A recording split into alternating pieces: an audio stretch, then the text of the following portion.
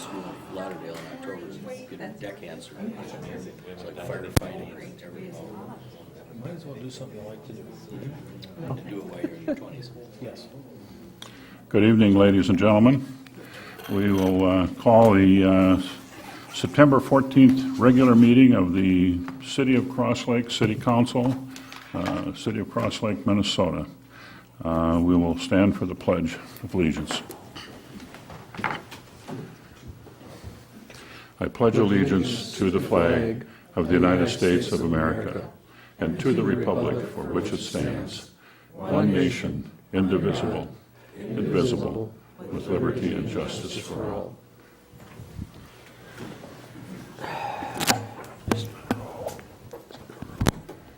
You have received a document with the additions to the agenda. We need a motion to approve. So moved? Wessel's motion. I'll second it. Peacock second. All in favor? Aye. Aye. We just lost our signal. That's okay, Ted. Thank you.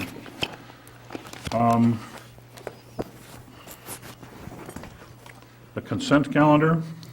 All items here listed are considered to be routine by the City Council and will be acted on by one motion. Thanks. There will be no separate discussion on these items unless one of you, a citizen or the City Council member or staff, wants it pulled aside.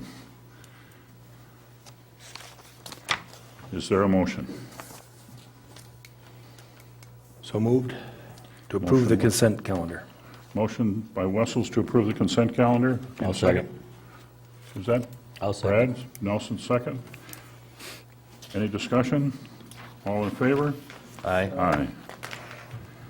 Aye. Next on our agenda is the public forum. We, those of you who got here a little early tonight were privileged to watch a new video produced by the EDA promoting the City of Cross Lake. We hope to be able to, and we intend to post it along with a link on the city website, and we will use it in other venues as well.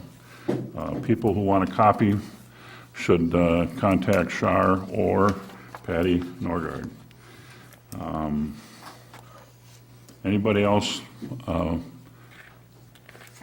like to come to the podium for the public forum?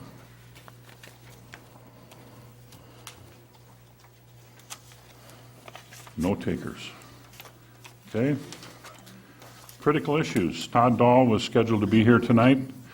Sheriff Crow Wing County. Unfortunately, he was called away, so we may get to the Vikings yet. Mayor's report. Several items. There will be a possible quorum at the Cross Lake Days Chili Cook-Off at the Cross Lake Town Square, and as the city council members will be judging the chili. We hope we can make it through that successfully and look forward to it. Cindy, do you have any additions to any other comments as long as we're on Cross Lake Days? Just that it's not at Town Square, it's at the Chamber Welcome Center. That's where you'll be judging the chili. Thank you. I appreciate that. I'm making mistakes all over the place these days. Also, for your information, we are gathering more vehicles for the car show. We've got a Brainerd Power Team, the tractor collectors, and we also are probably going to have some Model Ts. So it should be a very interesting car show. I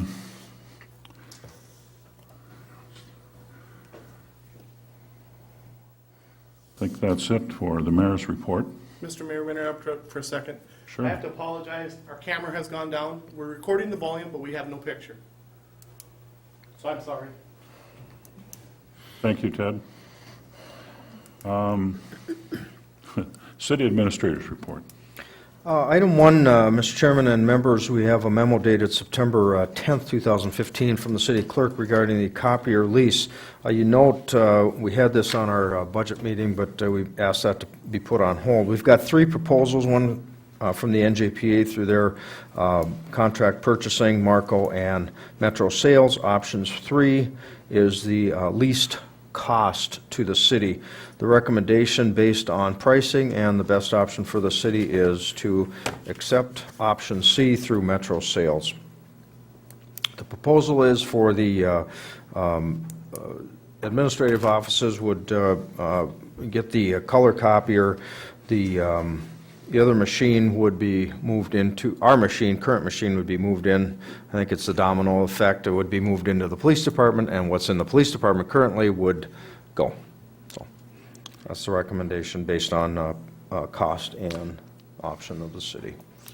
How does this compare to what we currently are doing or paying, just for information only? Mike? Is this more expensive or less? So at the top of the page, is that right? It's the 433? That's quite a bit less, actually. It's quite a bit less. We're Right. paying around $435, $433 a month for the 2 copiers. Our lease expires later this fall, and we need to move up to color. So we'd be paying a little more than $100 less a month for the machine, Very the good. replacement one. Good input. Thank you, Mike. So you want option C? Yes. We need a motion? I'll make that motion to Motion, move on option C. motion Schrupp for option C, second Hecox. Any discussion? All in favor? Aye. Aye. Item 2, this evening, we have a memo dated September 10th from the city clerk, and this is transmitting a request regarding the, from Planning and Zoning Chair Aaron Herzog regarding a stipend paid to Planning and Zoning Commissioners, request to go from $25 per meeting to $35 per meeting and $35 per site visit day.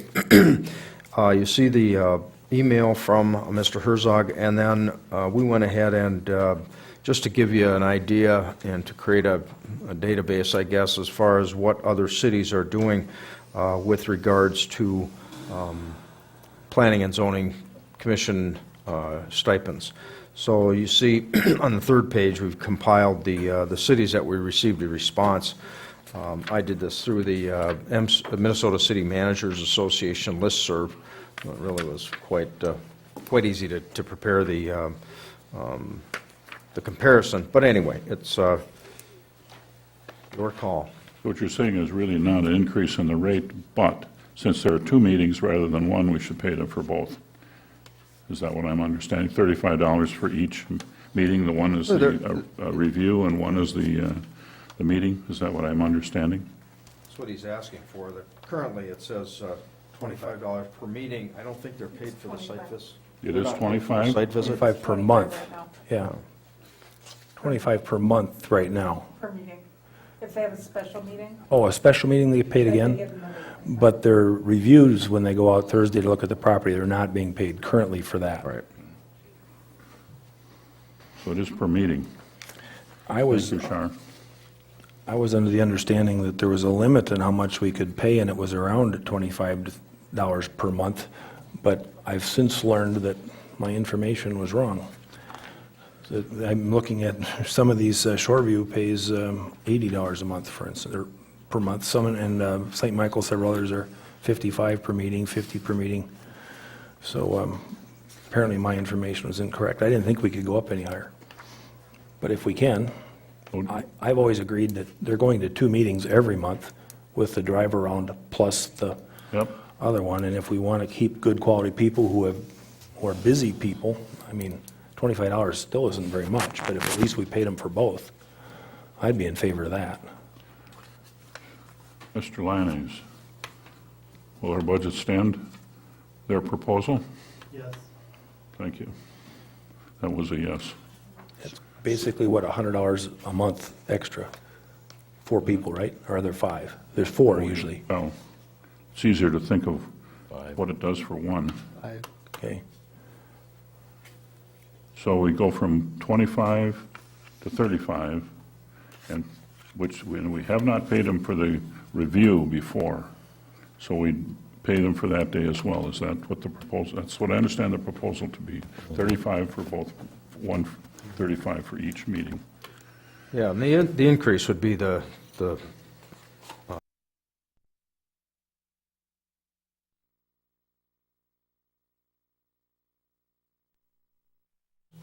on the regular meeting for all your members times 12. Well, basically, it'd be $70 a month for 2 Per- meetings. The normal Well, flow. right, it'd be, the increase would be 10, $45 per 45. person per month. okay. Total of 70. What did you say about this, Mark? Oh, I was just looking at if we continued at the same rate, 25, but paid them for both, that's doubling what we do right now. Right? And that's basically why I was thinking there's 4 members, there's 5. Most of the meetings I come to, there's only 4 sitting up here, so I was going by that. But that was an extra $100 a month, but 125 extra a month if we just left it at the same rate, but paid them for both meetings. And I would be agreeable to that. And I guess an extra $10, I'm not dead set against that. I just thought it'd be, we're doubling the pay that way. I don't know if that would be agreeable to them or not. Fair enough. But if somebody else wants to go make a motion at 35 times 2, I'd Brad? probably vote for that as well. It's not that big a difference. Brad, you looked like you were researching that. Where are you on that subject? I have no comment on that.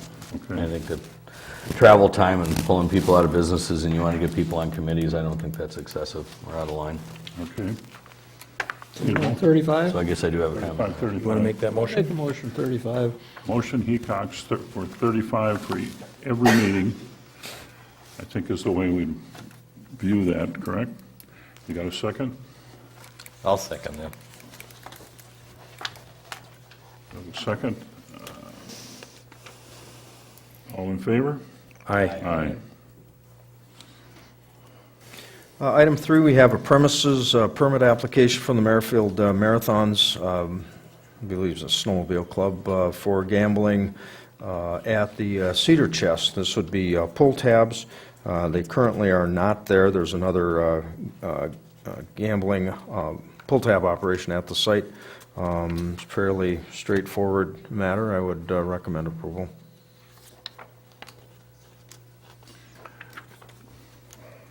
Are there going to be, There going to be two of them there then? Is that, They're keeping the one and adding a second. I made a text or phone call to Mr. Slack, who's the gambling chair at the Lions Club, because we went ahead with something last year and it ended up, they lost a site. And the Lions Club contributes, what, $40,000, $50,000, $60,000 a year to this community, and the money stays here. But I talked to Mr. Slack about it. He says they're not currently in this site anyway, and so at least we touched base with him. He said there's not much that we can do with this because they're not already there. He said he was going to put a phone call in and make a pitch to them, but apparently we didn't hear anything different. on the other hand, we can charge for these things. That's correct, we can. Gary makes a good point. Outside, what has happened, previously is that the gambling sites were basically for the benefit of the community. The proceeds, net proceeds were generally distributed by a managing group, and much of it was distributed to the city of Cross Lake, fire engines and the like. The problem we have, the problem I've been made aware of over time, is that when outside communities or operations come into town and set up shop in one of our establishments, all of the money leaves the community. They generally do not make contributions to the city. In order to offset that, the city can charge based on their net proceeds. It's an honor system, but it is a fee. Any comments on that? Do you recall what the fee is? It wasn't much, but it was something. Yeah, well, was it 10% or something like that? I was thinking like 2 to 5, but I don't know. I'm guessing. Oh, maybe. I think it's 10.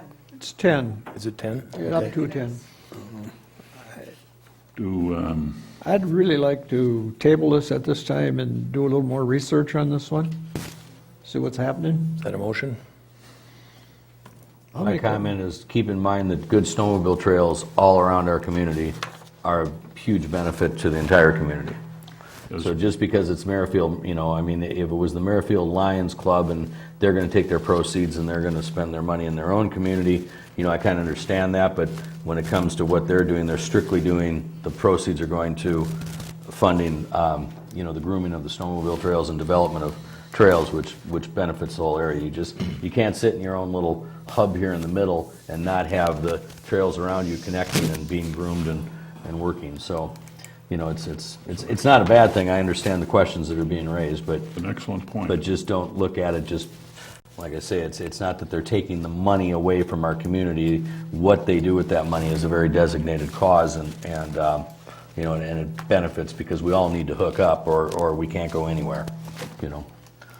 So, I agree with Brad on the point that I'm inclined to approve it with the marathons, but I also agree with Gary, if you want to table it, let's do a little more research first and find out if they'd be agreeable to that 10% surcharge or whatever it is that we can charge. It wouldn't have to be 10 either. We could say 5, if the maximum is 10, yeah, something, see if they'd be agreeable to it. I think it's good that they're, Brad makes great points, I won't repeat them. Brad, do the Merrifield come in here and groom the trails? I know the Ideal Snow Pros come through here. well, we all connect. You know, the point is, it's like driving out of the city across lake into the, you know, I mean, you have to, you know, they all have to come together or the system doesn't work. Absolutely. You know, so, and I'm in agreement with Gary too, that, you know, look into it a little further. I'm very fine with that. I just wanted to make that point that, You make an excellent point. that it is an important thing to keep everybody on the whole circle, you know, going so that the system works. Good point. Mayor, I wonder, Brad, if you have any experience, Brad Person, any experience with the collection of some of the pull tab funds. We used to do this in Brainerd. We had an ordinance that said we were collecting, I don't know, 3%, 5%, whatever the number was. But it was across the board. It wasn't just we're going to pick on the marathons and say, you have to pay, but everybody else that has gambling operations doesn't. I don't know that you can do that. And No is the quick answer to that one. Yeah. Yeah, if we're going to do it, it has to be to all, you know. Would that be immediate, or would that be something that we would implement at the time they renew their license or their permit? A good question. I mean, at some point, I know it's not allowed to distinguish between, you know, in-city, out-of-city. That's been, not maybe in this venue, but that's been litigated before, and that's a no-no.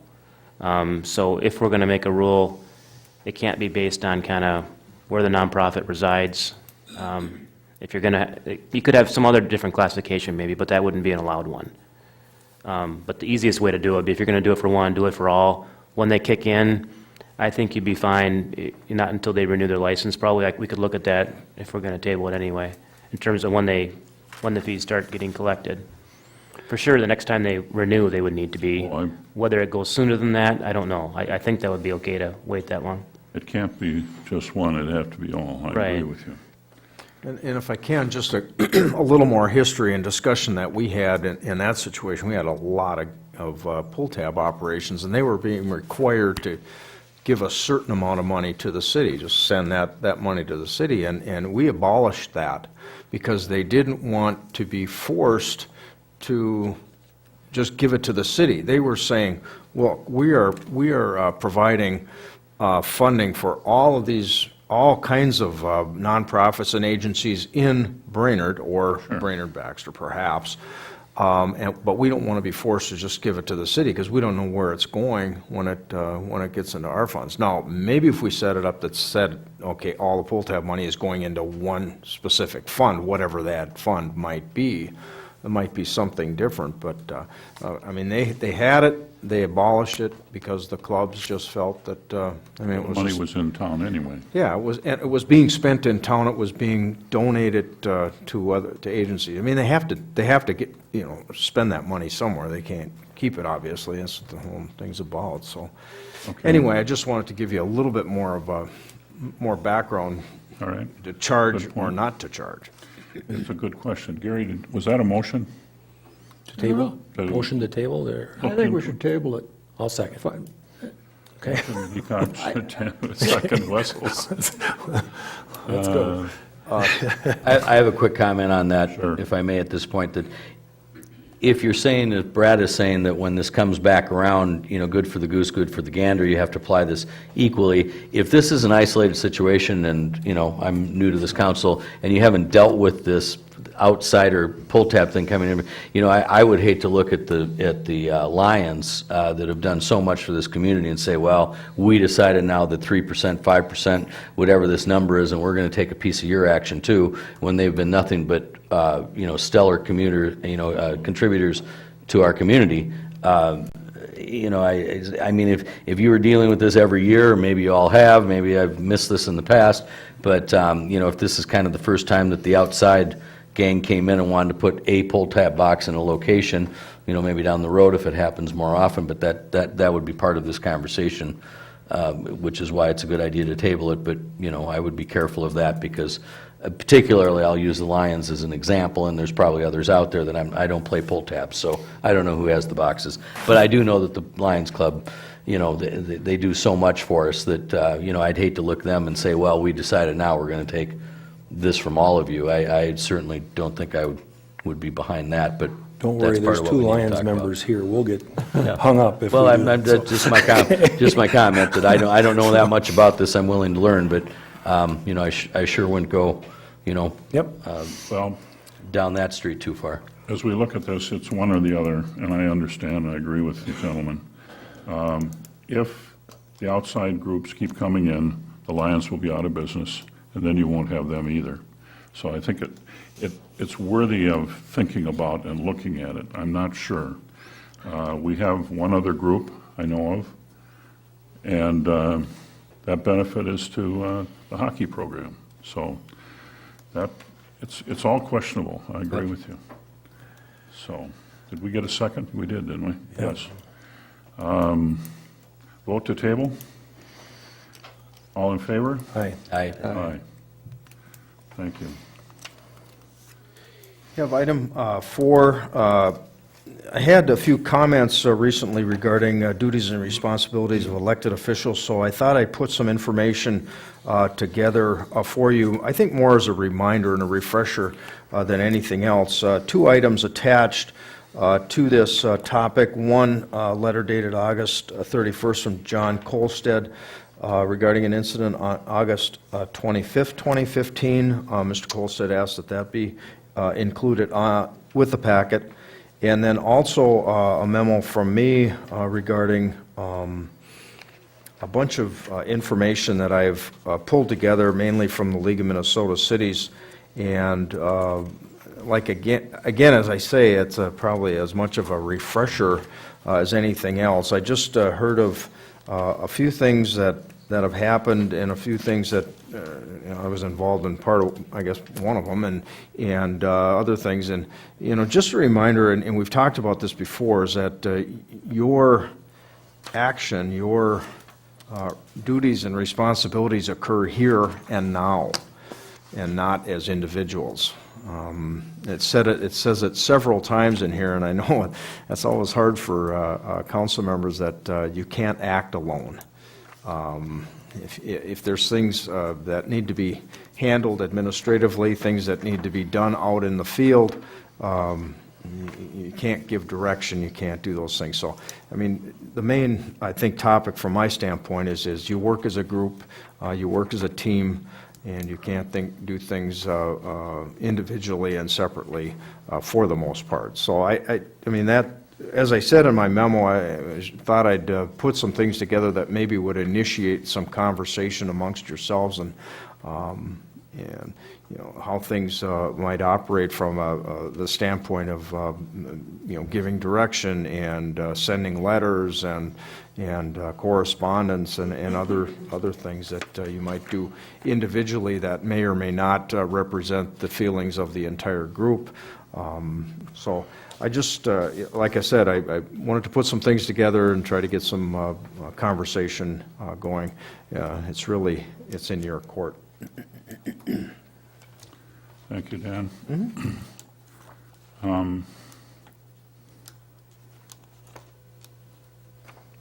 That it? You Well- guys okay with that? I guess there's a few things we need to talk about here. There's a few things that we need to talk about. All right. I'll bring up one that's generic in nature, other than Mr. Hecox and I got attacked when we ran for election about violating state of Minnesota open meeting laws. And I know from experience in the 2.5 years that I've been here, open meeting laws in Cross Lake are violated every month at these commission meetings. When a member of the council, for instance, telephone commission, we have liaison right here. Brad is supposed to be there. He is supposed to participate in the meeting. If the other 4 of us show up, we're not allowed to participate. We're not allowed to open our mouth. We're only allowed to sit there and listen. That is state law. We are allowed to answer a direct question about something factually. Is your birthday this date? You can answer that question if it's something factual, but you're not allowed to give opinion. I was at a personnel committee meeting recently, and I was asked my opinion about something, and there was 3 councilmen there, and I said, I don't believe I'm allowed to answer that question.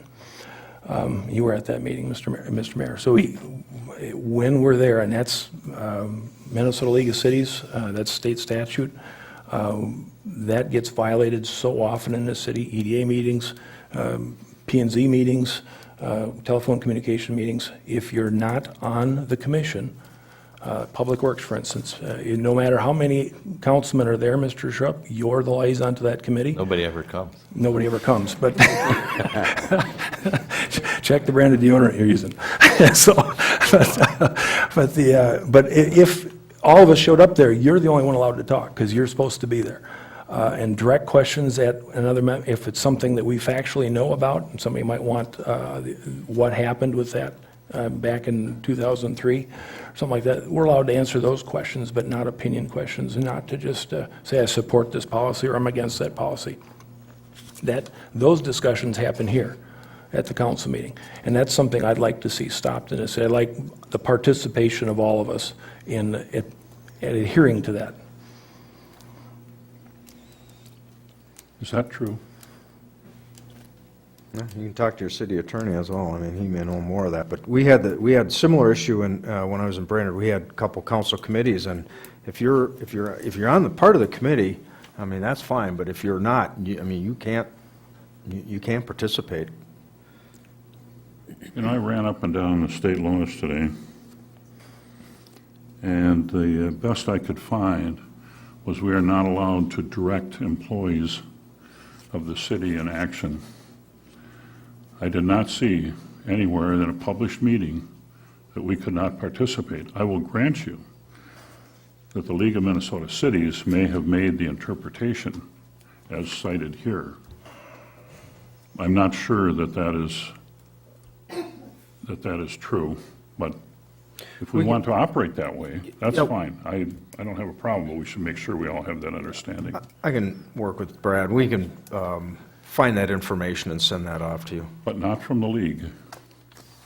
But, I'm Not sorry. from the league. The league is here and is very conservative, and it protects all of us. I've been to many classes put on by the League of Minnesota Cities, and one of the things that they say is we may be over-conservative, but it's for your protection. And they are interpretations. And so my question is that really true?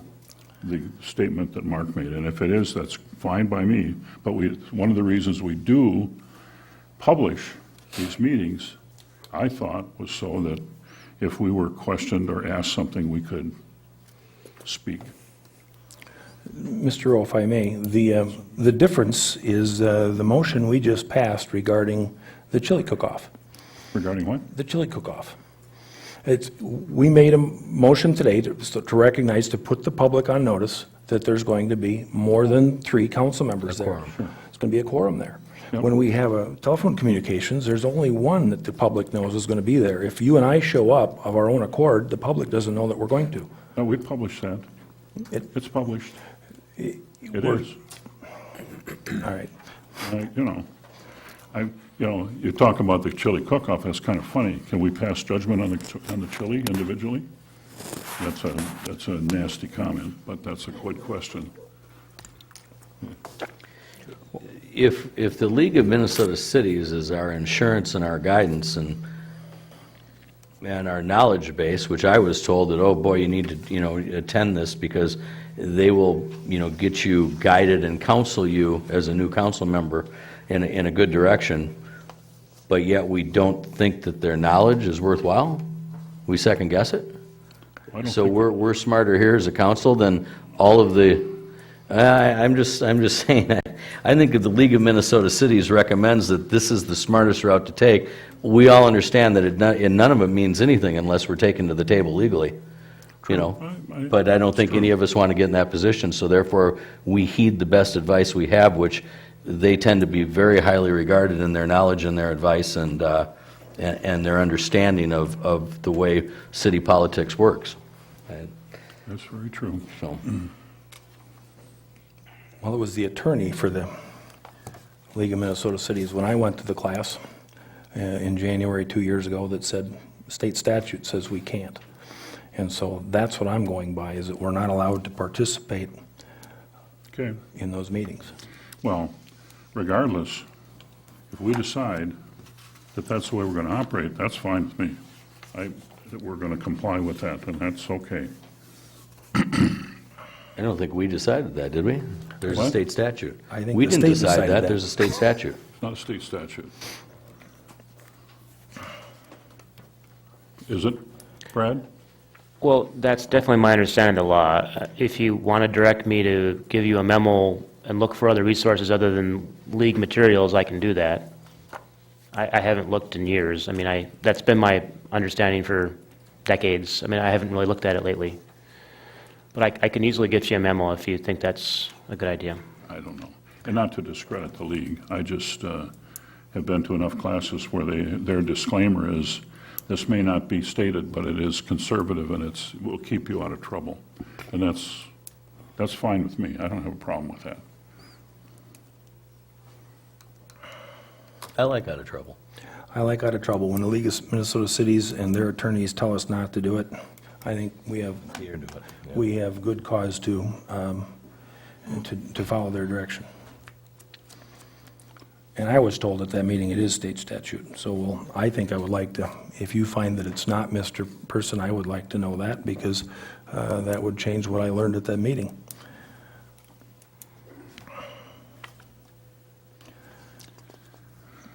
And then, More? well, do you want to respond to the letter? I can't. This is a public meeting. That's a personnel issue. I can say nothing. And I'm pretty sure I'm right on that.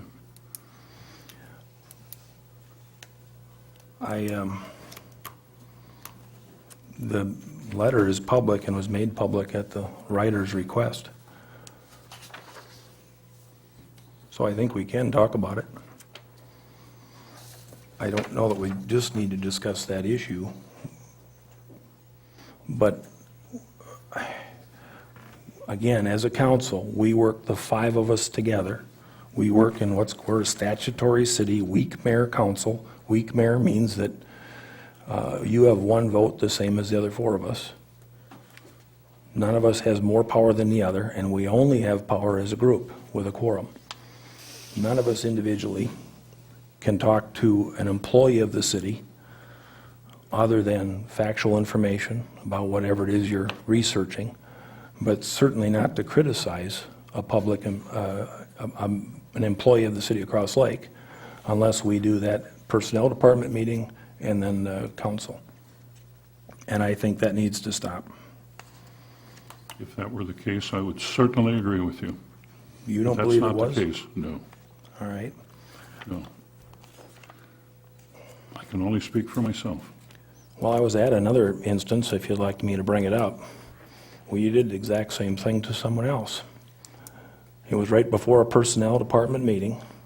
Public employee reminded you and me, neither of us were on the personnel committee at that time, it was a year ago, that we can only listen in, we can't participate, and you blew up. Started yelling at her. What? You don't remember that? There were 3 or 4 other witnesses there. Standing there, I was flabbergasted at your behavior. She was doing her job, and you blew up and challenged her to go ahead and try and stop me. That behavior has to stop.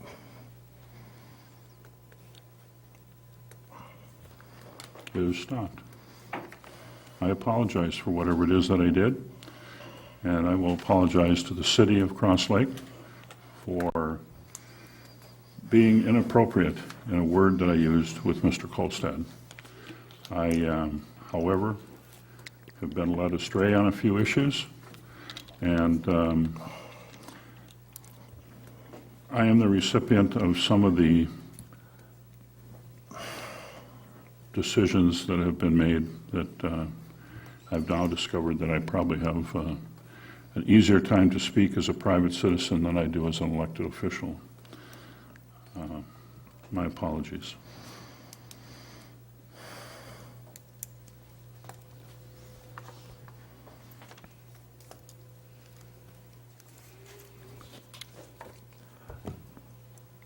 Well, on a lighter note, we have a great staff here. They're doing wonderful work for us, and we just all as a group need to do everything we can to encourage them to do even better yet. And hopefully they'll have a smile on their face every morning when they show up here. We have a great staff here in the city. Amen. No question about that. Are we ready to move on? Yes. If I can, I just wanted to, a couple of comments, and I don't want to belabor, I guess, a point, but I want to be sure that your commissions, committees, all your other chairs understand at the same time that they work as a team too. And I know we got the letter from Aaron Herzog, and when I looked at it, I thought, well, did that come from the Planning Commission, or did it just come from him? Not to say it's appropriate or inappropriate, he can write any letter he wants, but I just, I didn't know. And you know, other commissions, if a letter is coming from a chair, that there, you know, is that, maybe we should remind all of our commissions that, you know, letters or things that are coming, making requests to the full council, they should get the approval of the whole committee to do that. I just think I think that's more appropriate than doing things on their own. So, I mean, that's just that's my comment. I think I don't know if that was the case with Mr. Herzog, because I've I heard don't this know comments from them before. I don't know if it took place at a meeting or not, but I've heard several people talk about that. But you're exactly right. The commissions work under the same guidelines we work as. As a group, they have power. As individuals, they have none. So that's all I have on that topic. I do have item 5, memo dated September 14th from the city clerk, liquor license ownership change, and this is for Zorbas of Cross Lake Incorporated. You see the memo that was written. The request is for council approval on a transfer of ownership from Matthew E. Pierce to Jonathan W. Allen, and that is recommended for approval. Also move. I'll second. Motion Wessels, second Nelson, to approve the liquor's license ownership change at Zorbas. All in favor? Aye. Aye. I have one additional item. I'm just wondering if we have looked ahead on our calendars far enough to know whether or not you plan on meeting in February. I realize it's quite a ways away, but you did not have a meeting in February. I'm looking at coming back, you know, at least for that February city council meeting, and airfares are real good right now. But if you don't know, that's fine. I mean, as soon as we know that we're having a council meeting in February, and I would like to know that so I can get myself scheduled as well. So we had Because we had 2, possibly 3, Yeah. that weren't going to be here, and so 2 for sure weren't going to be. Yeah. last year, yeah. And I wasn't sure at the time.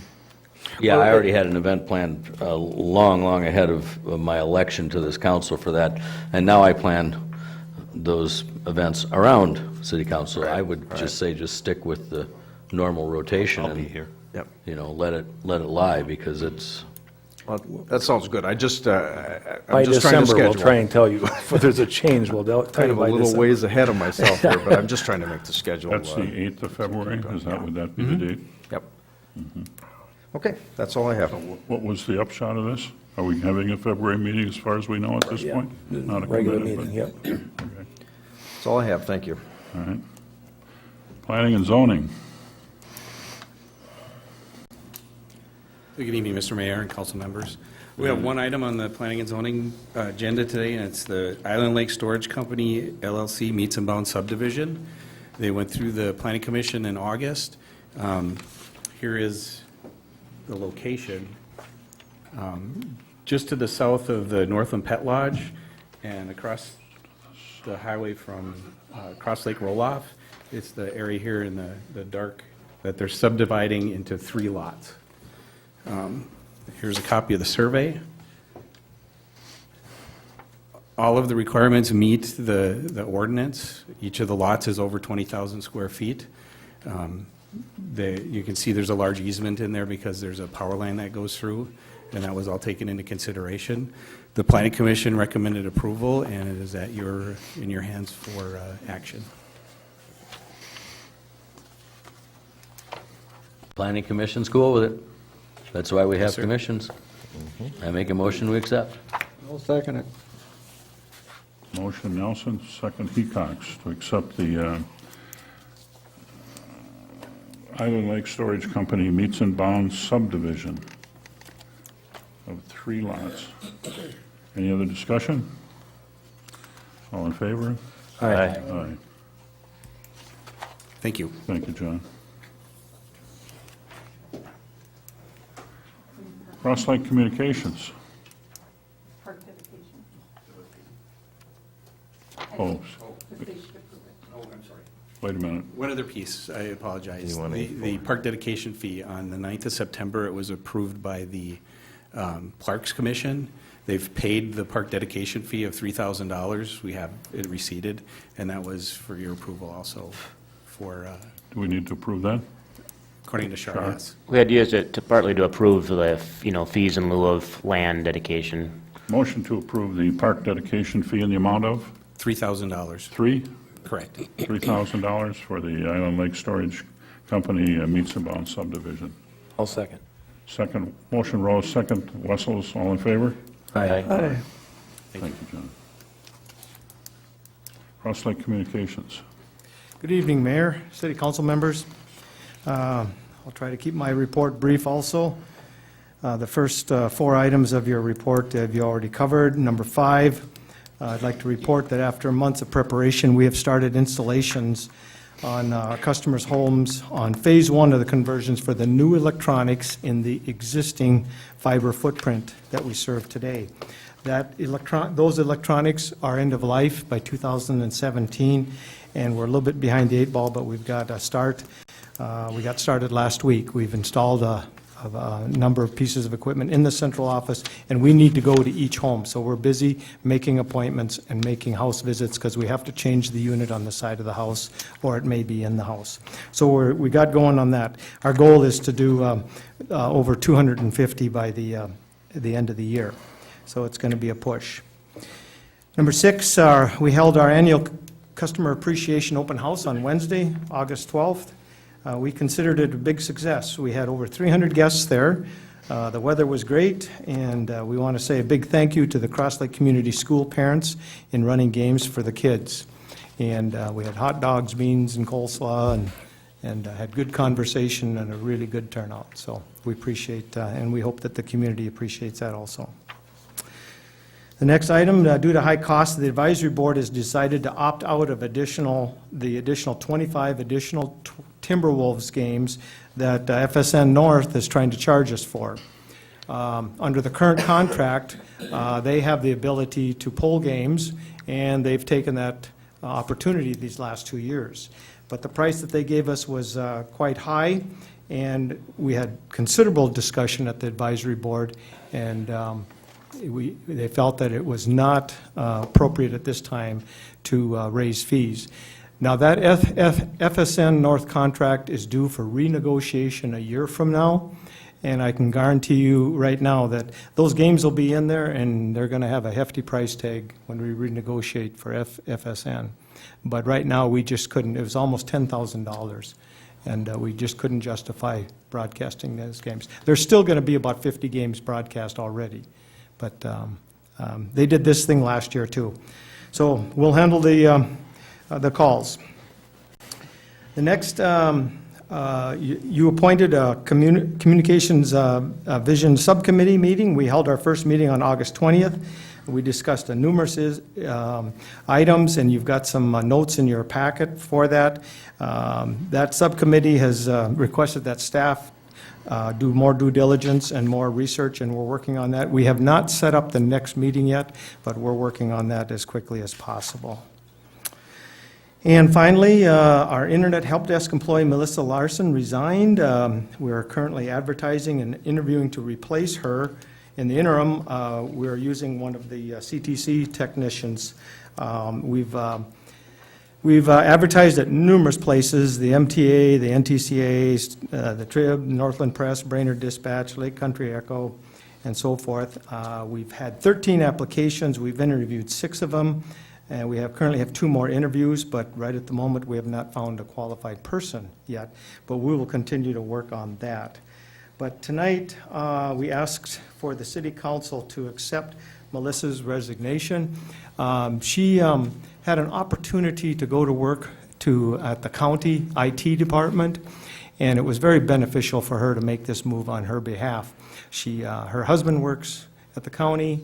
They get to carpool, they're saving considerable money on daycare, and so instead of the 2 of them going different directions, they're going together and working in the same building. So it was, it's a good move for her. We were really sad to see her go. She's an excellent young lady. But we're working on fulfilling that position as quickly as possible. So tonight, I do ask that the city council accept her resignation by motion. I move we accept. Motion Hecox. I'll second. Brad Nelson seconds the resignation of Melissa Larson. All in favor? Aye. Aye. I think we also need to approve the process of replacing her. Right, I was talking to Dan tonight. We really can't wait till your next meeting. We're hoping to find We can do it somebody, tonight. or the next meeting, I should say. Well, let me finish. So what we'd like to ask you to do is, I guess, give us the authority to fill this position and come back and present it to you, and then you can approve it retroactively, if that's agreeable with you guys. But we need to fill the position, because the person we brought up from CTC, we need that individual back as quickly as possible, too. Is it not okay to make a motion to approve advertising and the replacement of Melissa Larson's position? Yeah, I think it is. So we had talked about to go ahead with that process, just to ratify everything that's been done right now up to date, and then we'll come back with the name of the person that's hired, and then you will hopefully ratify that decision that was made retroactive back to the date that that person starts. Since you meet once a month, we need to get somebody into that position ASAP, and I think what you're mentioning, Mayor, is exactly what we should be doing. I'll make the motion that we accept the process of advertising for a replacement for Melissa Larson and pursuing that person. I'll second it. Motion Reynolds, second Schrupp. All in favor? Aye. Aye. Okay, Mayor, City Councilman, that concludes my report. Thank you. Thank you. Thank you. I would like to back up one step, if I might. I would like the council to discuss the possibility of a moratorium on issuing permits for accessory structures as currently defined in Chapter 26 of our city code. The question is, size and height is way greater than it used to be And I think that we ought to put a moratorium on the issuing of permits for that size of structure until we get there's a revision in process right now, until we get that approved. But I'd like a discussion on that.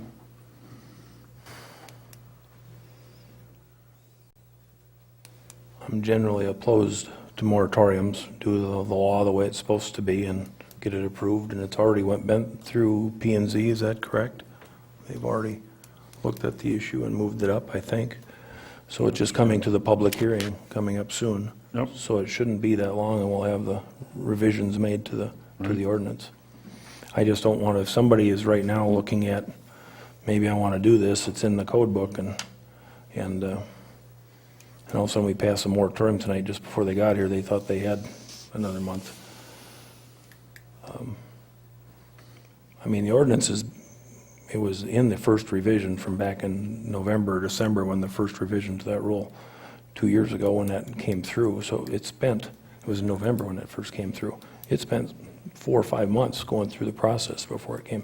So it's, none of us can claim to be Nancy Pelosi here.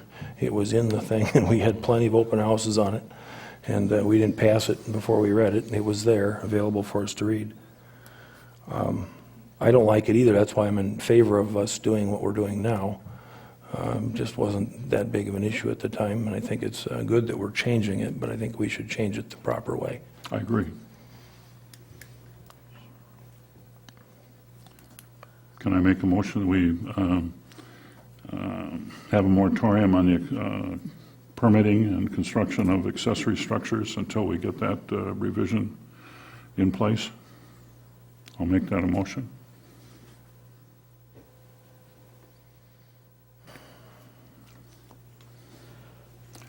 Motion dies for lack of a second.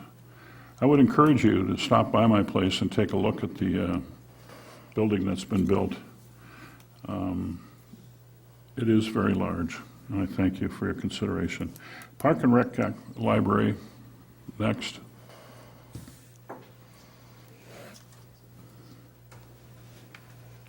Good evening. Let's go through some highlights here. Got a Learn to Play Pickleball class coming up on September 16th from 3 to 6 at the Community Center. These classes have been filling up very quickly, so if you're interested in learning a new sport, you can come and give that a try on the 16th. That's free to attend. Another AAA senior driving class coming up September 24th. It's from 9 to 1.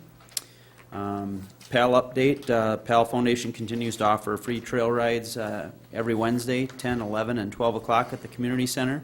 Do need to call ahead and register for those rides, and we can take up to 5 people on each one of those excursions.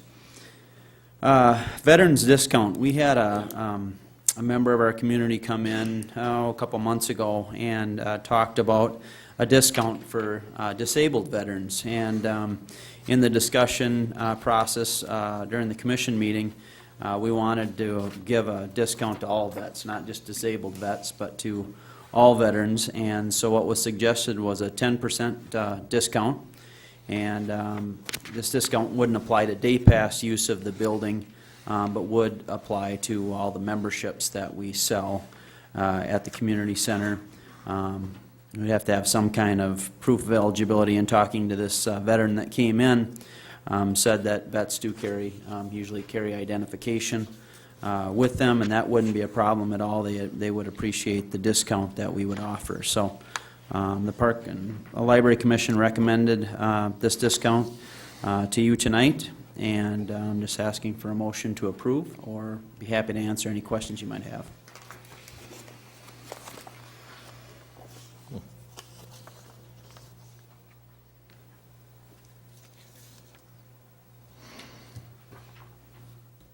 Questions? Looking for the motion? I'll make the motion. I think it's a good idea. I think it's a great idea. I'll second that motion. Motion Tripp, second Nelson. Any other discussion?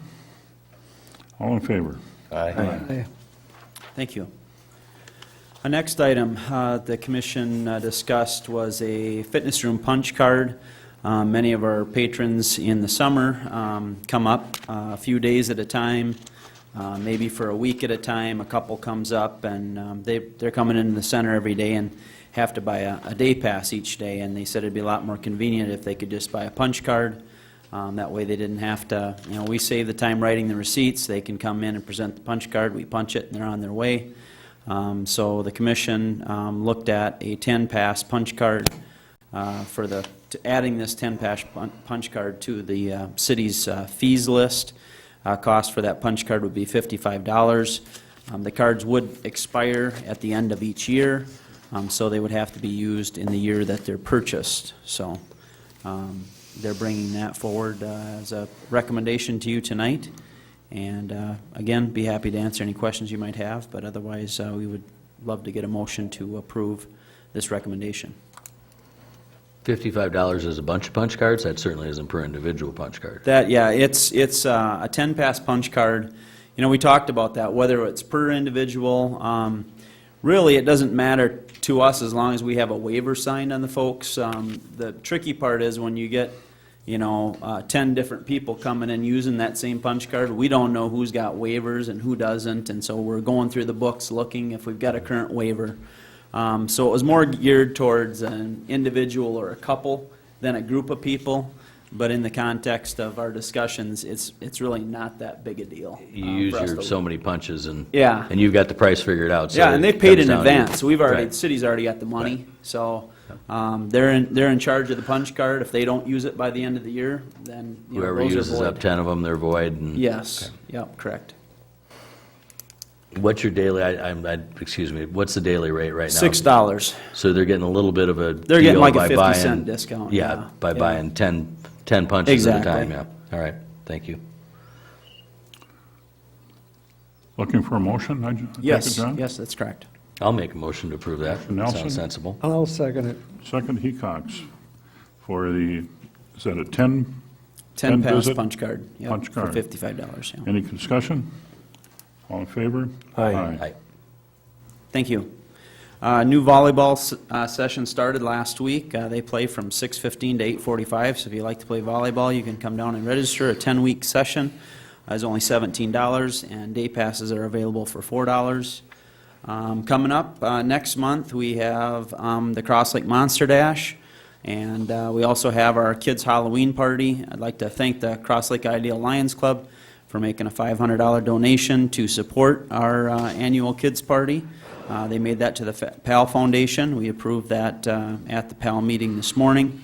I'd also like to thank Moonlight Bay, Cross Lake Drug, and also Ace Hardware for volunteering to be premier sponsors for this year's Monster Dash.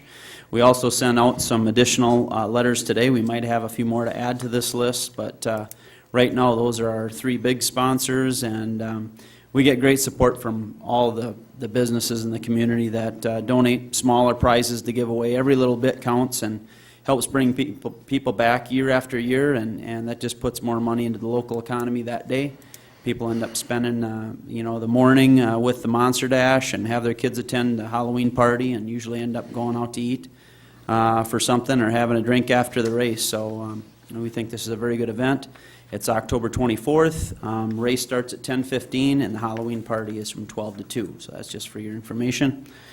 And my last item on my list, once again, we'd like to thank Gary Nordstrom for leading our shingling project at the picnic shelter roof. I've been taking shingles off there at the tail end of last week, and so we're getting some shingles put back on the roof today and tomorrow, and save the city a significant amount of money. So I'd like to thank Gary. This is the second roof he's helped us with this summer, and just a super guy, and been a great cost savings to the city. So thank you to Gary Nordstrom.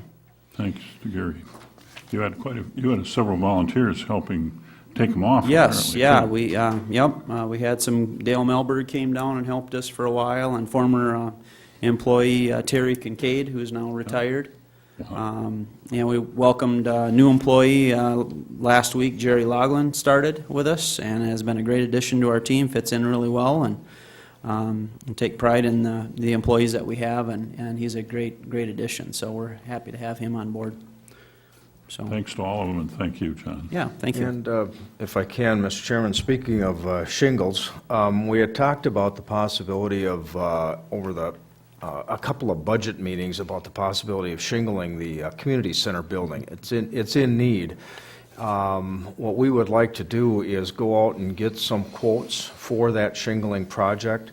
I've talked to the finance director. We feel that based on the capital program that we had for 2015 and what has been spent and not spent, that we should have sufficient funds available to us to do this project. What we'd suggest is that we go ahead and get 2 or 3 quotes, whatever we can pull together, present those to you at your next meeting. We'll also have all additional financial information for you, and if we don't have enough money, obviously we will not recommend that you do it. It is in your schedule for 2016, and what that would do is free up a pretty good chunk of money from the 2016 program to be used for something else, or more streets, or whatever else. So at this point, we would just ask that you go ahead and give direction to staff to go ahead and get pricing for the roofing project at the community center. Come back to you at your next meeting. We'll have financial data as well as the pricing. I'll make the motion to get quotes on shingling the community center. Question with that? Does that include the library, the new library portion as well? You're going to shingle the whole thing? That's the whole building, yes. Okay, good. Yep. I'll make that motion. I'll second it. Motion, Rose, second, Hecox. All in, any other discussion? All in favor? Aye.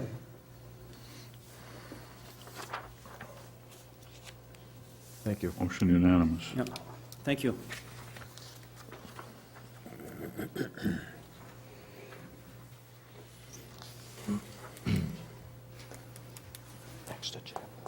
Good evening, Mr. Mayor, Council. Good evening, Ted. I have 2 motions in front of you tonight, both that came through the commission and all were in favor.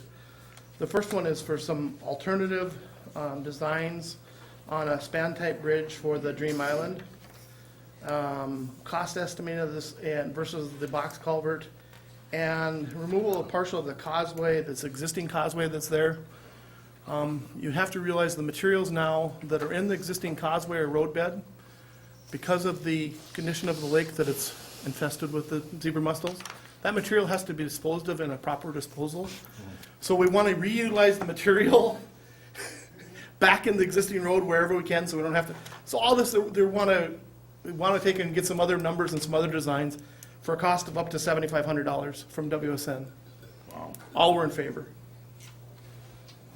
Hadn't even thought of that. That's very interesting. Has anybody tried to steam these things up with a little garlic butter or something? Is there anything else we can think of that? I have other things I've even thought of, but I'm not going to say them here.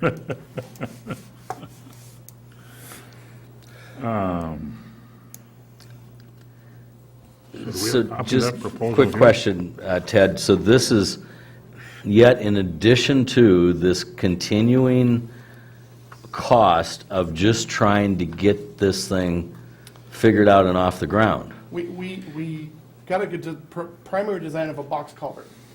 We had DNR at the last meeting with the And Public we Works approved, Commission. I mean, how much back months ago? I mean, it was like 60 grand. 50-something. Yeah, and, Or no, was it? You're right. It was in the 30s, 35,000, something yeah. like that, Okay. yeah. and the DNR that was here, she basically told us they would not support that idea. Which idea? Box culvert. Okay. The DNR.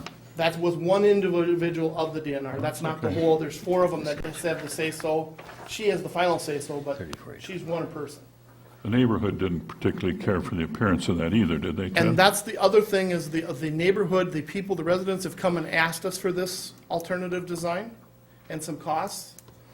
So we're trying to gather the information.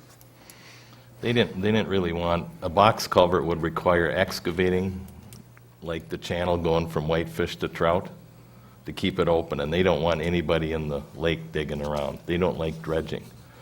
The residents came and they said, can you, that strip of land and bridge was put in the 50s, late 50s, and they said, can we restore some of that? And the DNR likes the word restore. So now they're saying that, well, we could take out some of that. We could make that little wider so it looks a little better, and maybe have pilings and abutments in there, and a span bridge, something that would be like Sunrise Island. So that's kind of the direction that we've asked, or the commission has asked WSN to take a look at what's going on there. Because the DNR will be They'll- more receptive to that. Yes, yeah, they'll be more receptive to something that would restore it. It's not going to get restored back to what it was in the 1955, but it may be that we'll be able to take out some of the approach material on either side. It all depends on the alignment and the grade, and it isn't going to be an arch bridge, because that'll mean you got to go back further, and the state's got certain requirements on everything that has to be done there, so. So according to this memo, the budget to date, you've used $22,200 of the $34,824. You've used 22 of the 35 grand. So, but you think, Ted, that what's going to happen is, I mean, at the end of the day, this is going to be in addition to that original 35? I mean, even though to date, according to this memo dated September 10th, you've spent 22.2 of 34.8. That is my That's the understanding from projection? WSN. That's projection from WSN, that I, my understanding. Okay. That you'll go, so we'll be 42-ish. Up to that. Thank you for that. I still like, Bowling and Swan, yeah. Throwing the. They'd be fishing by noon. Yeah, The bridge would back last then, for filling 100 it in years. with some gravel. $500, I'll be done. The DNR lady even brought that up, that there's a city that just went ahead and put a box culvert in, and they're in litigation to get them to remove it. Take it out. She went in and told us all what would happen, or what if we went ahead with that. Now, wasn't there some possibilities that there would be funds available for this, Oh, yeah. to get some of this back for the actual The bucket's construction? empty today, but yeah, we're trying to get the engineering done so that We got when the something, funds are in the bucket, we can get some of them. And there was an email today that they've changed again to give more money to smaller cities for the road approaches, which usually I understand that's our cost to do the approaches, but now they're thinking that over. it's very interesting. We went through quite a hassle on the Sunrise Island Bridge. The first design came in, looked like a freeway bridge, and the citizens and the people served really objected to that. We worked it over, we got it to what it looks like today, and this group on the Dream Island issue says, why can't we have a bridge that looks like Sunrise Island? So, I don't know, but it not nearly as long, I wouldn't think, but similar in design with the wooden rails and concrete deck. I think that's the direction we're trying to get WSN to look at, so. But Dave said, it all depends on the alignment. We had a straighter alignment on the other one. This one, we got a little more curve into it coming on and off, and so all those things will play into this. Yeah. How big we could actually put there. So what are you asking for, Ted? Up to $7,500 more. More than what? More than has already been allocated. The 34.8. Yeah, So you want us to go up to 42, 43? up to, yes, please. Somebody want to make that motion? I don't know that we've got a lot of choice if we want state or federal participation. I'll make the motion. Motion, Schrupp? I'll second it. Second row. Any more discussion? All in favor? Aye. Aye. Nay? Any nays? All in favor? Thanks, Ted. What Thank else you. The next one is Melinda Shores Bridge. The Mark, did channel you not underneath, get a chance? No, I was still thinking I'm a little slow, but it's 4 votes for it, so let's go ahead. So, the Melinda Shores Bridge, the channel is lined with the old pilings of a bridge from way past. That's what maintains the channel. And those pilings have gotten to the point where they don't hardly hold anything back anymore. The sand is coming in, filling in the channel. And the other thing it threatens the footings of the abutment of the bridge. And they need that channel and those supports to maintain that, supports. So we asked WSN, and if you go to the backside of the second memo, on the top of the memo, it's not to exceed $3,000 to come up with a plan, so we can put money into the 2016 or 17 budget for fixing this bridge also. And all the members were in favor of this. How long is this bridge, Ted? 25 feet, Yeah. maybe Pretty 30 short. at tops. Head walls are in tough shape. That's what you supported. so. Yep. You can actually, if you go out there, you can somebody at one time, they poured concrete cap over the top of the sand so it wouldn't wash in over the top of these. And this concrete now, as this wall is deteriorated, is starting to come down because the sand, there's nothing to support the sand anymore underneath. Yeah, you can barely get through there with any boat at all. Looking for a motion to approve Ted's proposal for engineering for the Melinda Shores Bridge. How much, I don't see the number in It's here. on the On back the back page, page. It's on the back side of the, up to $3,000. $3,000. Do we have a motion? I'll make the motion again. It's Motion, gotta be Schrupp. fixed. I don't disagree with it, it's got to be fixed, but here's where we just for future note, this is where, between these bridges and these roads and all these things, when we get into, our capital planning, the long haul, the vision of the Dream Islands and the Melinda Shores, and along with the roads, along with the, so that you're not just continually, this all would be nice on a spreadsheet to say, we're going to need to do this in 2 years, we're going to need to do this in 3 years. This just fits once again into that whole, that whole project that, Works is working on. So just, I have no problem with the motion, and I'm in favor of that. But Mike has. we you've need got to just some- keep, and I know that you need to do this so that you can get that information on what it's really going to cost at the end of the day. But this is just another example of why we just need to get all this together and get a long-term outlook on all these little projects and these little bridges that pop up that everybody understands roads, but a lot of people don't even know where this bridge is.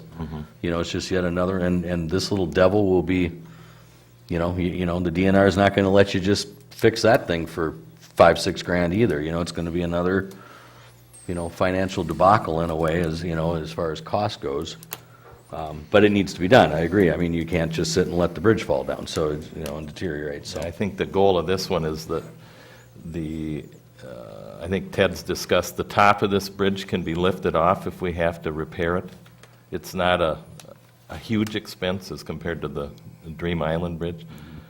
This one, we have to pick up the costs of our own, on our own, because the state, the way that the thing's designed, it doesn't meet any of the state, They consider requirements, this maintenance. specifications. It's just maintenance that we're That's trying what they to do. consider this, so. Okay.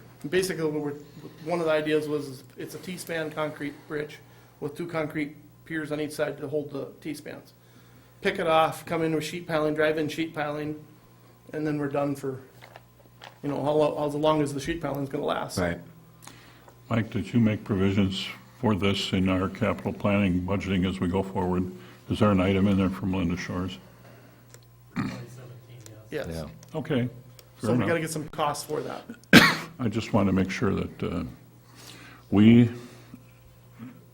should finish this. I got some comments to make. We have a motion on the table by Schrupp. Is there a second? I'll second it. Second, Hecox, to spend not to exceed $3,000 to investigate and design the Melinda Shores bridge. All in favor? Aye. Any nays? I voted this time. Aye. I voted aye this time. All right. All in favor? Motion passed. Thank you, Mr. Mayor. Thank you, Ted. Thanks, Ted. I think one of the things that we went through at the last budget meeting is that one of the things we're trying to do is manage our debt as we go forward. Brad, there have been many items that we have financed in the past that were really maintenance, reoccurring. And when you start bonding reoccurring expenses, you kind of dig a big hole. So this council adopted a plan and a budget that is very aware of that and is attempting to not over-finance our capital projects as we move forward, but that requires some forecasting and planning. Is that a fair statement, Mr. Volt? It is. So that's where we are. I don't think these are, I, like you, I hate surprises like that. You know, Well, I mean, a bridge is something, you can fix it, it's going to be, good for another 20 years. I mean, I certainly understand ongoing maintenance as being part of the regular budget, but, the list of, these bridges and the absolutely ridiculous cost of them due to government regulation, like the Dream Island, and nothing you can do about it, I know, but it's hard for me to stomach. We did discuss briefly at the budget meeting. Dave, you brought up a great point there that maybe changing the road standards that we have now. So rather than building a road like we have by the community center, we're building one more like we did on West Shore Drive or like we did by your house, where like it's we're looking at. narrower, fewer trees cut, fewer trees lost, and that could change. And I think we approved that. Yes. As far as getting a Did we new approve- look at that. Did we approve that cross-section change? And that has been done, and that new numbers have been put into the 5-year plan already. Okay. So that the trails are out like you wanted. Going Well- back to the narrow roads, keeping them there, minimal clearing, fix what we got, basically. Yep, And that has been put in place all right.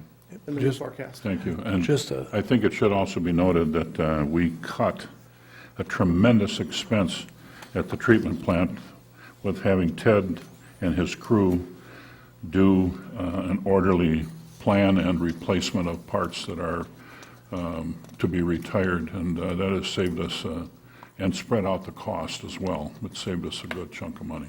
Thank you, Ted. Thank you.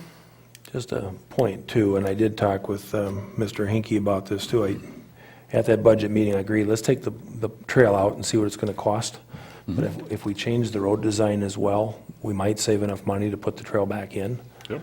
And I'm generally in favor of trails, not always and not in all places, but I also want to look at alternatives to asphalt trails. The loose line, for instance, has some areas where it's got crushed rock, it's got some limestone on it, and very well received. People actually want to live on the loose line trail because they like the trail so well. So it's just something else to consider, that not necessarily is this council against trails, we're just against spending boatloads of money. Well, it's important to look at both sides of it. What is it with and what is it without? Right, And then exactly. you can go to the public, which I've done, been talking to some of my residents on Anchor Point Road and saying, you're going to pay for it, you're going to get, assessed for it. I mean, here's the deal. I mean, you tell me, and if the majority come out, but you have to have that information. Right. You got to break it out, and you got to give people the opportunity. It's not fair for us to sit up here and just say we're going to do this. What is the public's stomach for us spending money? And then let them decide. The road has to be done, as I said earlier, the trails don't. So that's just a nice way to approach it, so that you can say, here's A and here's B, but you're going to pay for the addition to B. Don't think that it's just coming out of the city coffers for free. So. Exactly. Thank you. Thank you, Ted. Anything else in that category? We then have the city attorney's report. Only item, Person. only item is the lake access Bilski matter. He has just announced he has formally taken back or rejected his vacation application and instead has started a lawsuit against the city. And so I'm recommending that we go into closed session. Timing-wise, I'm not sure, maybe you want to finish the rest of the agenda, but I think we need to go into closed session to review the complaint and look at the city's options to respond to that complaint. I would agree that we should maybe skip that and come back to it when we're done. so that the rest of the folks here that can't be in that meeting anyway can go home. When do you want to come back to it? Do you want to table it tonight? No, after public forum, before adjourn, after K, before L. Okay, let's move it down there. I see. Yeah. We do need a motion, but we could talk about timing in the motion, or however you want to do that, but All right. We'll table that for the moment. Old business? New business? Public forum. No action will be taken on any of these items, but if appropriate, the issues will be placed on agenda of future council meetings. Speaker must state their name and address, and each speaker is given a limited amount of time. Dave Nevin. I don't have an address. You- That's not the reason I came up here. I Dave, don't have an welcome. address. This is Dave Nevin, right? Yeah. Cross Lake resident. Cross Lake resident. All right. Correct. I want to talk to you about the bridges and the DNR a little bit, Sure. and discuss it a little bit. But why are we obligated to spend all that money building a bridge that there's probably 10 people right here in town that could build a good bridge for half the money? And everybody says that the DNR puts, the government, the restrictions, they make you do it. But do they really? Brad, do we have to do what the DNR says? well, I don't know I haven't been involved in any of the meetings, but if it's in the shoreland area, we got a, WSN, I'm I sure is. challenge that. I don't Well, think we I'm- do. Well, like, for example, Detroit Lakes went ahead and, I don't know what the outcome of that has been, but they went ahead and built their hotel on the waterfront, even though the DNR said they'd sue them, and they kept moving. So it just, you're asking for a lawsuit. That doesn't mean you're going to lose a lawsuit. Whatever. But I just want you guys to know that I don't think you have to abide by their rules. It'd be, They're the big guy in the bus, the lawsuit you mentioned earlier, I don't remember what town you said it was, but it'd be interesting to watch that. Now granted, that could take months to unfold. I just saw it in the paper a while back. I haven't looked at it like from a legal standpoint. Okay. I don't think the city has got to abide by those. The threat is there, and they try to put the fear in you that you have to. And I don't know what the numbers are, I haven't looked at it yet, but I imagine you could get that done for half price, whatever it is. If you put it out to somebody who goes out and works hard and does it. Sure, I hear you. I just The want, other thing is if the DNR doesn't approve of what we're doing, are we eligible for any financial aid or financial help on the thing? well, You know, it's just a the money question. comes out of our pocket, either here or Either there, way, you know? you're absolutely right. Everybody always says there's gonna be a bucket full of grants coming up. Well, where does that grant money come from? Our other The thing that pocket, we gotta learn how to do is actually spending so much money. Good point. I mean, 70 years ago, we didn't spend money like this, and everything rolled downhill. David, we could have fixed that bridge for just what we're spending in engineering the thing. There's no question I'm about the sitting back fact here that listening to it, 60, thinking- 80 grand, we could have easily taken care of that if we just do it the way we want to do it. I just wish you'd look into it. But I understand that, that's not going down the road with the DNR and, We could have you filled it in know, with gravel. I don't know that know. you have to do that, though, but that's all. Thank you, sir.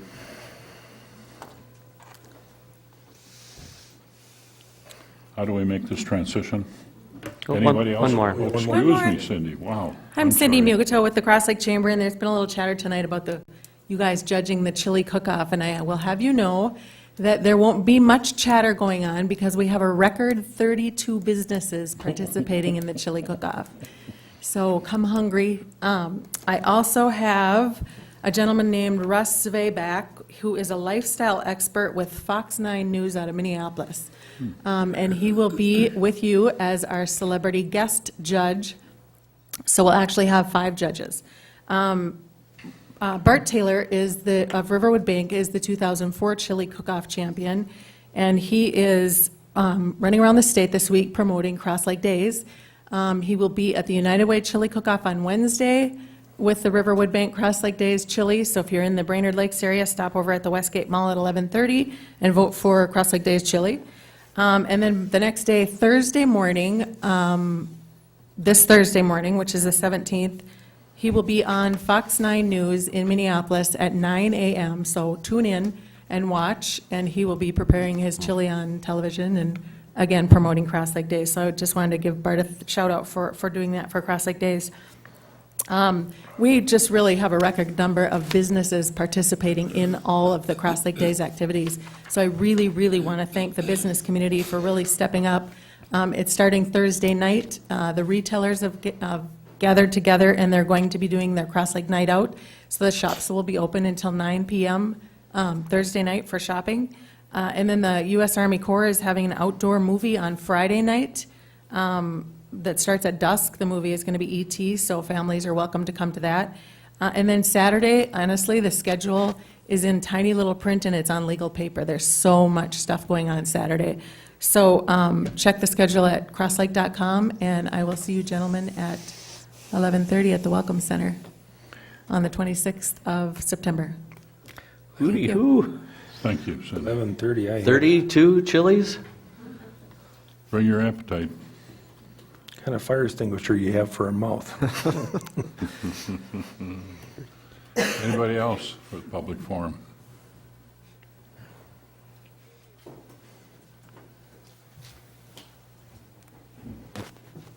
Hi, my name is Aaron Herzog, and I am the chair of the Planning Commission, and on behalf of myself and the commission, I would like to thank you for your consideration this evening. We had discussed it in general conversation, and we had discussed it with some different council members individually, and it was budget time, so I thought it was time to put in a memo, and I did. But you duly noted. Thank you. Okay? Yep. And thank you again. Suggestion, the easy one is make sure it's in your minutes. I'm sorry, You and me both. Make sure that it's in your minutes, the commission's minutes, the request. That solves a lot of issues. I will do that. All right, sir. Okay, thank you.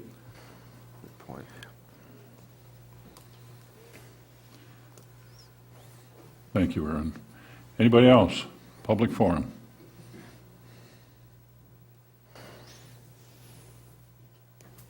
Seeing none, now I can ask the Yeah, question. the only thing that you would do is you would need a motion for the council to go into closed session pursuant to Minnesota Statute 13D.05 Subdivision 3B, subject to the attorney-client privilege to discuss pending litigation, and this is concerning Jerry Bielski road vacation. So moved. Is that a motion? Second. I'll second. Motion, Wessel, second. Schrupp, all in favor? Just if I can, under discussion, I'm assuming there will be no action after the closed session. Yeah, just to inform the public, We adjourn this meeting? just to inform the public, if there were final action taken, we would need to come back and announce that, and people could stay and see what's going to happen. Here, the intent of this meeting is to simply go over what the lawsuit means and discuss strategy, and it's not really intended for any kind of final action, so I would not expect needing to come back and open. Very good. So we will now enter into